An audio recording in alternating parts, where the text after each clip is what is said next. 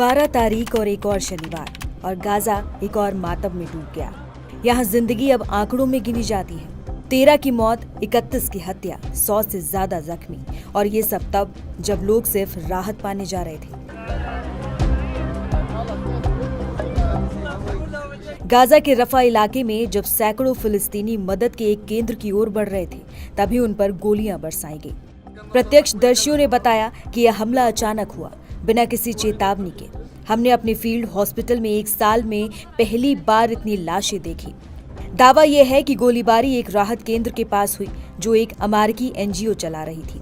मगर इजरायली सेना कहती है उन्हें तो सिर्फ संदिग्ध हरकतें दिखी, इसलिए चेतावनी के तौर पर फायरिंग की गई।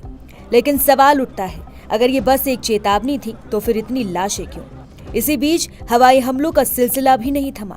मध्य गाजा में एक ही घर में 4 बच्चों की जान चली गई। खान यूनिस और दीर अल बला जैसे इलाकों में भी मौत का आंकड़ा बढ़ता गया। क्या बोली इजराइल की सेना? इजरायली सेना ने कहा कि उसने संदिग्ध व्यवहार करने वाले लोगों को नजदीक आने से रोकने के लिए उन पर चेतावनी के तौर पर गोलियां चलाई।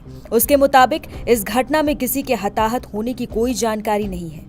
गाजा ह्यूमैनिटेरियन फाउंडेशन ने कहा है कि उसके वितरण केंद्रों के नजदीक कोई घटना नहीं घटी है।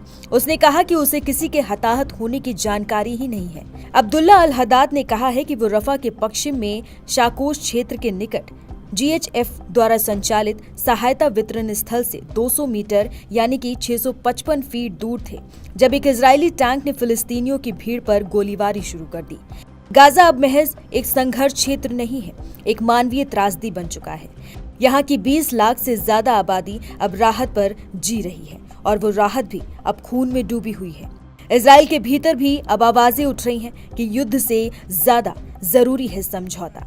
लेकिन अमेरिकी राष्ट्रपति डोनाल्ड ट्रंप और नेतन्याहू के बीच हालिया बातचीत के बावजूद युद्ध विराम पर कोई ठोस सहमति नहीं बनी। 21 महीने, हजारों जाने, और अब भी कोई अंत नजर नहीं आता। कभी कभी सबसे बड़ी त्रासदी वो होती है जो दुनिया की आंखों के सामने होती है, लेकिन फिर भी अनदेखी रह जाती है। गाजा की गलियों में फिर खून बहा है। राहत की कतार में लगे लोग अब इतिहास के आंकड़े बन चुके हैं। जब मदद मांगना भी मौत की वजह बन जाए तो समझिए इंसानियत हार चुकी है।